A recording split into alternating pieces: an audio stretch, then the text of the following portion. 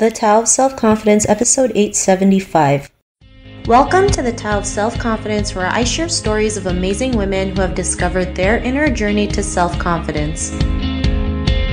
Visit our website at thetaoofselfconfidence.com. Your inner journey to self-confidence awaits. You can now purchase The Tao of Self-Confidence, a guide to moving beyond trauma and awakening the leader within on Amazon, Barnes & Noble's, Walmart, Indigo, and other major book retailers. Get your copy today. Well, hello, friend. Welcome to The Tao of Self-Confidence, where I share stories of amazing women who have discovered their inner journey to self-confidence. I'm your host today, Sheena Yap Chan, and today I have an amazing woman on the show today. She's a senior corporate recruiter responsible for building the Kelly Science, Engineering, Technology, and Telecom team with goals of equity and accessibility. She's also the moderator for our mentoring circle for the US PAC WISE program. And I'm so excited to have her on today to share her story and tips on self-confidence. So without further ado, I'm going to introduce you to Sabrina Alexis Sayoc. Sabrina, how are you today? Maybe you can fill in a little bit more about yourself to the listeners. I'm doing well, Sheena, and thank you so much for having me. It's nice to meet everyone. My name is Sabrina, and I'm grateful to be here. During my day-to-day, I work in staffing and workforce solutions, where I really enjoy work equity, accessibility, and DEI initiatives as my priorities and values. Outside of work, I also love volunteerism, and you'll often find me contributing to the Filipino Young Leaders Program, Integrate for Good, the Women of Color and Staffing Community, and of course, US PAC WISE as their inaugural mentoring circle moderator. Outside of work, I love my family. You'll also find me often with my two rescue pups, Honey and Baby, and my husband, who are my partners in everything I do. Awesome. Well, thanks for sharing that. And we're so grateful to have you as our moderator for the US PAC WISE program. It's so exciting to have something like this because it's definitely needed. And Sabrina, what's your cultural background? I am born and raised in the U.S., raised in a culturally Filipino household. My parents are from the Philippines, so I very much embrace my Philippine and my American identity as the best parts of myself. Awesome. Well, thanks for sharing that. And what'd be your favorite self-confidence quote? So this is one that comes from my dad, who was a Filipino martial artist by trade and really a skilled professional there and developed an entire system. And something he would share with his students is this quote, "Trust in your training." And it comes from this idea that, we don't rise to our expectations, we fall to the level of our training. So when you get your training high enough, you can really trust on that to take you to the next step and get you through whatever situation. I love that quote. That's the first time I've heard of it. And I mean, when it comes to confidence, like practice makes progress, right? So training is important, especially as a martial artist. I mean, you're not just going to kick once and then think you're a black belt. It takes a lot of practice, right? And it starts with that first kick. So I really love that quote that you mentioned. And in your own words, how would you define self-confidence? Well, rooted in that quote, for me, self-confidence is that acceptance and trust and love for yourself. And it's when you recognize who you are and all that work you've put in, that training, it leaves little to no room for doubt in what you want to achieve and accomplish. I love that great definition, and thanks for sharing that, Sabrina. And what was your life like before your discovery of self-confidence?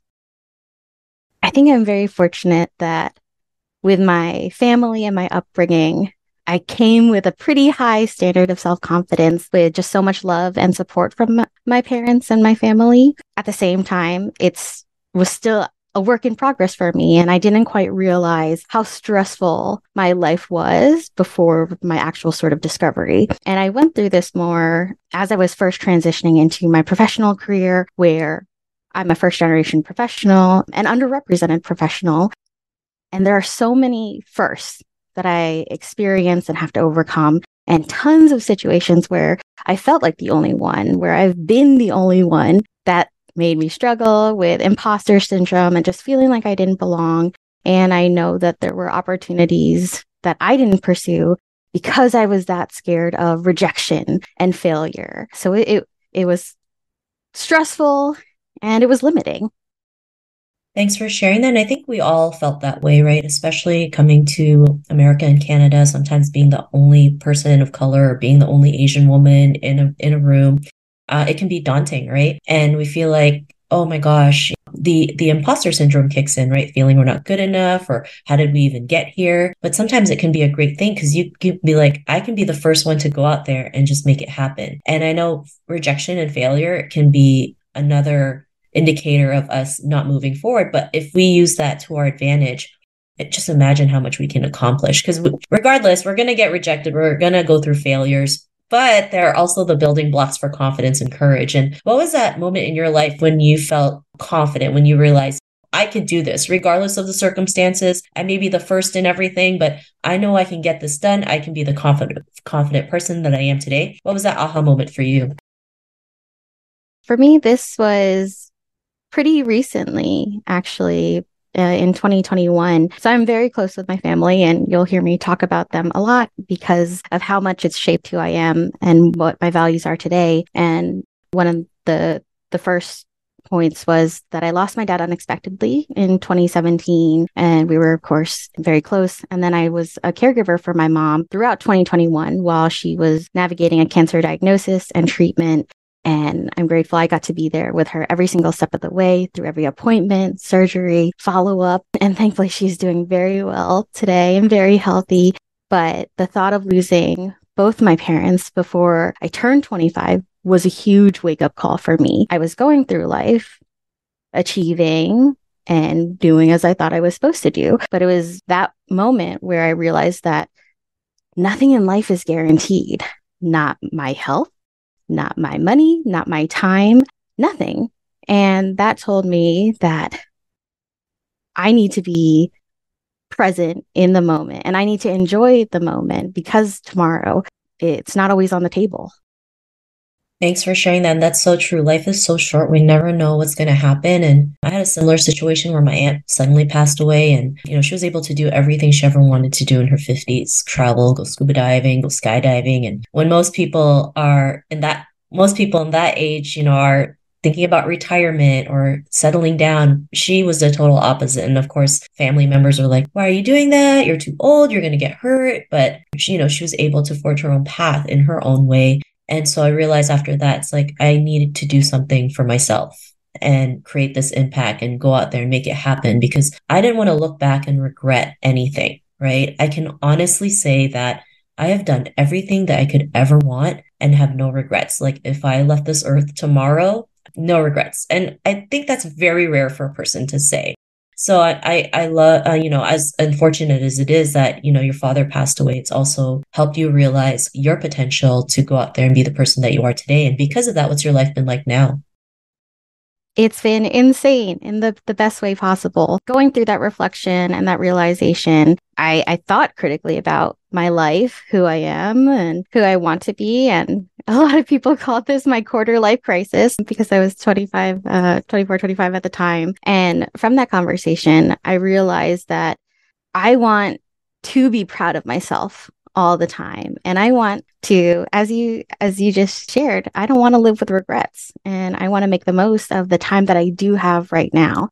For me, I've always been very community oriented with big goals, and I've always strive to take advantages of opportunities where I could become my best self and make the greatest impact. But after this discovery, I realized that I really need to prioritize wellness on the journey and prioritize enjoyment on the journey. If I'm putting myself out there and wanting to make positive impacts on my community, I'm also thinking about the example that I'm setting. And so often our journeys get defined by struggle and defined by trauma and hardships. And those are all there. But for me, I want to highlight what happens when we're empowered and supported by community, when we take steps to prioritize ourselves, and that the journeys we go on, one, we don't have to do them alone, and two, we don't have to struggle as much as we might.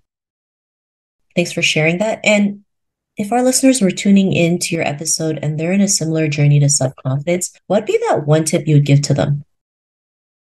This is a tip I've been taking myself the past couple of years, and that's don't be the person who tells you no. There are so many barriers out there already, and don't let yourself be another one. For me, this was pursuing more of the opportunities that I wanted to and I'm passionate about and overcoming that sense of fear and failure and rejection. And US Pack Wise, I think, is a great example of this, where a couple of years ago, if this opportunity had posed itself, I'm not sure I would have taken it. But I'm so grateful that one, there was someone who referred me to Doris and Carolyn to be considered for the moderator position because she believed in me and my potential. And two, Doris and Carolyn were willing to challenge bias and stereotypes as to a traditional moderator profile and embrace someone who is more of an emerging leader than a tenured leader. So I'm grateful that I put myself out there and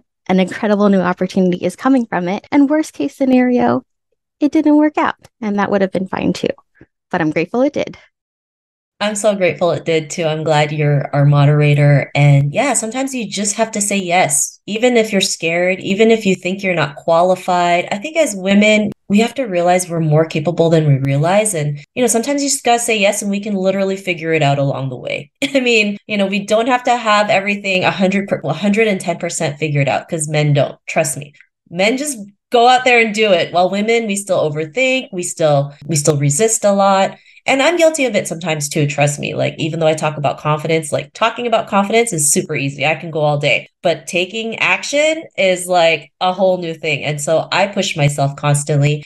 That's why having programs like US Pack Wise is so important, because we don't have to do this alone. We can do this together. And culturally, we've been told that asking for help is a sign of weakness or a handout, but it's not. This is how we can grow together and eradicate some of the big problems that women still go through today. So thanks for sharing that great tip.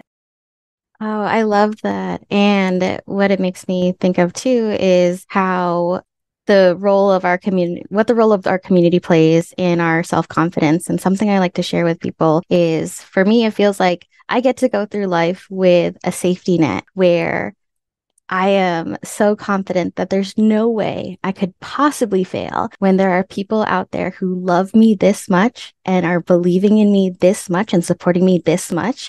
They remove doubt for me. So thank you to my community and thank you to everyone. Awesome. And if our listeners wanted to get to know a little bit about you and what you do, is there any links or social media profiles we can connect with? Yes, please connect with me on LinkedIn. You'll also be able to find links to US Pack Wise, as well as my volunteer initiatives and programs. And I'll hope to connect with you then. Awesome. Well, thanks for sharing that. And to our listeners, if you want to connect with Sabrina, you can also head on over to thetowofselfconfidence.com and search for Sabrina's name. Her show notes will pop up along with everything else that we talked about. And I just want to thank Sabrina today for taking the time to share her story and wisdom with us on self-confidence. So thank you so much, Sabrina. Thank you. Thank you for having me. And I'm looking forward to more self-confidence from everyone. Not a problem. It was awesome to have you on the show. And to our listeners, be on the lookout for another new episode of another amazing woman's journey to self-confidence. And we'll talk to you soon. Bye for now. Thank you for tuning in to another amazing episode of The Tao of Self-Confidence. You can order your copy of Asian Women Who Boss Up book by visiting our website at thetowofselfconfidence.com. Your inner journey to self-confidence awaits.